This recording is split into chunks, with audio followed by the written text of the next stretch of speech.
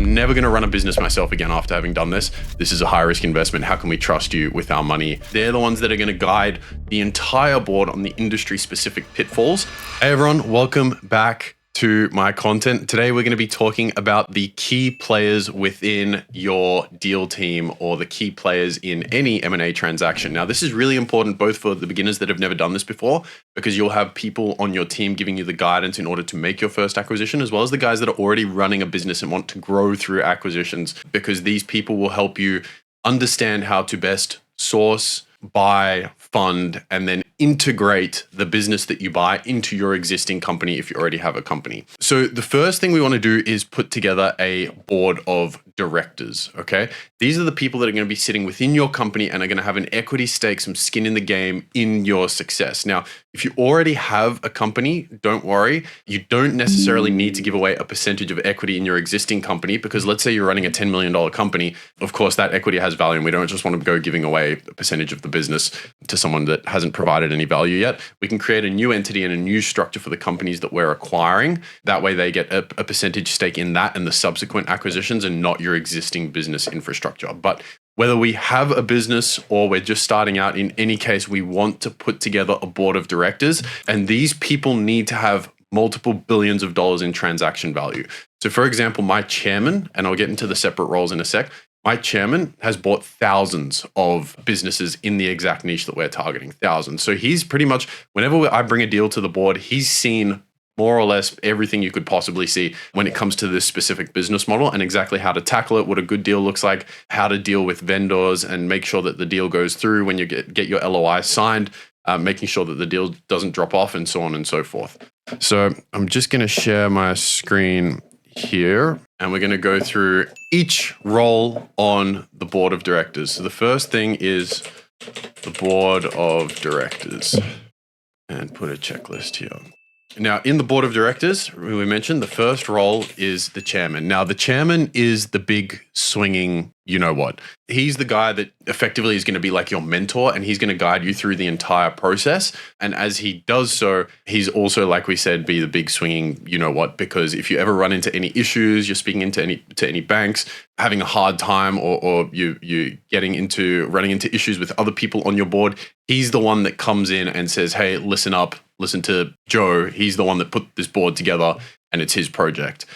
He's the one that backs you 100% whenever you're running into these issues, as well as with the banks and the funders. You know, when you're in a meeting with a bank and they said, well, who are you? And, you know, this is a high risk investment. How can we trust you with our money in the context of this acquisition? That's when your chairman jumps in and says, you know, in my case, I've bought literally 1,000 of these before. So the chairman, we want to give about 10% of the company to. The chairman doesn't necessarily need to be someone that has industry-specific experience. In fact, none of the people on this board of directors need industry-specific experience. We'll get into in a moment who does. There are two people who do, but everyone else does not. So the chairman, 10%. We want to ensure that this person has done billions of dollars in transactions. Now, you can find any of these people on LinkedIn, really. I mean, that's where I found everyone on my board, is just direct outreach, numbers game via LinkedIn, and then have a conversation with them, sell them your big idea, the businesses that you're planning on acquiring, and then they're either in or they're out, and you get them in on a percentage of equity so that you don't have to pay anything. That's the chairman. Next one is the CFO, the chief financial officer. Again, this should be someone that has experience running multi-billion-dollar M&A transactions in any space. It doesn't necessarily have to be specifically your niche. Now, the CFO can get anywhere between 2 to say 5%, and it's the CFO's job to provide financial guidance as well as advice and guidance around the financial engineering of your company and how you're going to acquire these businesses. They're going to be the ones that are going to say, okay, we're going to do this percentage of vendor finance, we're going to do this percentage of mezzanine debt and this much bank debt, and I know X, Y, and Z banks will be interested in something like this. Let me make an introduction. So he should already have contacts with that bank, that institution, the investment fund, whatever it might be. That's the CFO's job. Okay. Next up after the CFO, we have the lawyer. Now, the lawyer's job is not actually to be your in-house lawyer. We're going to get into their job in a moment, but that's someone that has done a lot of M&A law work before. Again, I would put 2 to 3% here. And these are just all rough guidelines. Of course, it depends on how involved each person is. Accountant, exactly like the lawyer. It's someone that is an accountant or was a partner in a Big Four accounting firm and has experience with the audit of these firms. This person should also be, let's say, 2 to 3%. We're going to get into his role in a second as well. And then industry experts, 2 of these guys. And we give them about 2% as well. So the industry experts, this is where your industry specific expertise comes in. So for example, if you're buying e-commerce companies, this is where you go and find the guys that have owned or run the largest e-commerce companies in the world, or have done roll-ups in the e-commerce space, for example. Specifically the e-commerce space, they're the ones that are going to guide the entire board on the industry specific pitfalls, and their knowledge in conjunction with the chairman, CFO, lawyer, and accountant's knowledge in M&A specifically. Once that comes together, that's when you've got a beautiful board of directors and a team that's working really, really nicely together. So that's the board of directors. Now, next up is your external advisors. Okay? Now, your external advisors comprise of your accounting firm and your law firm. Okay?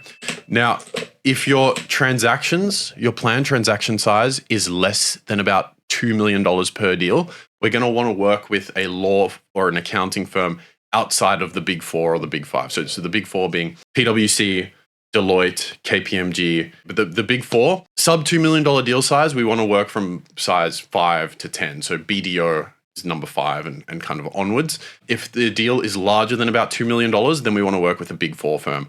Generally, we want to work with the best people possible for the job. The reason why, if it's less than $2 million, we want to work with one of those mid-tier firms is because the fees will be far too expensive when compared with the transaction value that they're not really worth it. So if you're doing a $500,000 deal, you don't really want to go spending $100,000 on accounting and law fees. Having said that, you don't have to pay your fees upfront with any of these firms. You can actually go in and negotiate, and this is where your lawyer and accountant come in, negotiate a delayed or a success fee basis, which means we pay their fees on the deal close.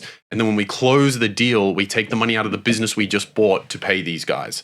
More on that in another video, or you can go and watch any content by Dan Pena, my mentor. He's fantastic, and he breaks down all of this. In fact, read his book, Your First 100 Million. So the accounting firm and the law firm, the first job of the lawyer or the accountant is to help you find your accounting or law firm on a success fee basis. So they're the ones that are going to set up their meetings with their buddies that they used to work with in XYZ firm or whatever. Then you're going into that meeting with a whole lot of credibility in order to score that success fee basis, because these guys are basically taking on the risk for you. You want them to trust you and you want to be credible in their eyes in order to be able to swing that. And then the second role of the lawyer and the accountant is to actually oversee the accounting and law firm and make sure that they're doing a good job, because you've never done an accounting or financial or a legal DD before, due diligence. So you want to make sure that they do a good job of that. And that comes down to your lawyer and accountant, so that when those firms are screwing you around, so there's someone on your side that can pick up the phone and say, hey, pull your finger out of your butt, sort this thing out for us. Now, going back to those external advisors, what actually is the role of the accounting firm and the law firm? Well, the law firm, there's the obvious stuff of getting incorporated and effectively setting up your company. But where they really get involved and where this stuff becomes really important is in what's called due diligence. Now, due diligence is when you go and check everything, all the information that the business that is selling has provided to you in order for you to arrive at an offer. We want to make sure that all that information is accurate and can be verified, so that we're ensuring that the deal is good. And then the law firm draws up all of the documentation in regards to the sale. So that might be the share purchase agreement or the asset purchase agreement or whatever, however that deal is being structured. And that comes down to your in-house lawyer and your law firm to figure out for you. So again, I'm not sure if you're seeing the theme here, but when you put together a really strong team, there's nothing for you to actually figure out. You go to these guys. The best guys to go to are the ones that are recently retired. They get to live vicariously through you and your execution of the project that you guys all put together. So you don't have to think. You shouldn't be thinking. All you do, you're a vehicle for their knowledge to be executed upon. The other thing that these external advisors do that's really, really important when it comes to the funding. Now, when you're going to get bank debt, in most cases, and this is where the real beautiful thing comes about with this model, in most cases, you go to a bank to take out a loan to buy a business. The bankers don't even want to look at the business you're buying. They want to look more so at your existing business and your existing cash flows and they leverage against those cash flows in order to give you a loan to buy a new business. Makes it very, very difficult, especially when it comes to buying a business that's much larger than yours. The reason they do that is because they don't often have very strong optics on the business that you're acquiring.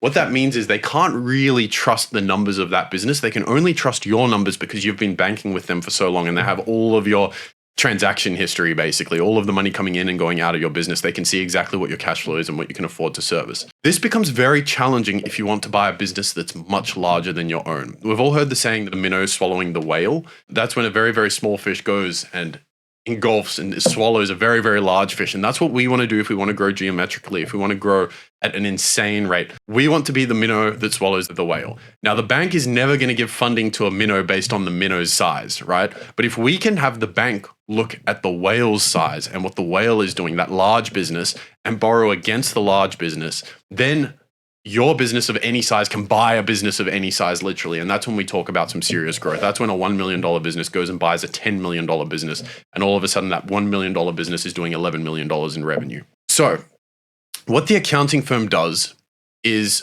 when you sign a deal with one of these businesses to buy, you get them to produce what's called a quality of earnings.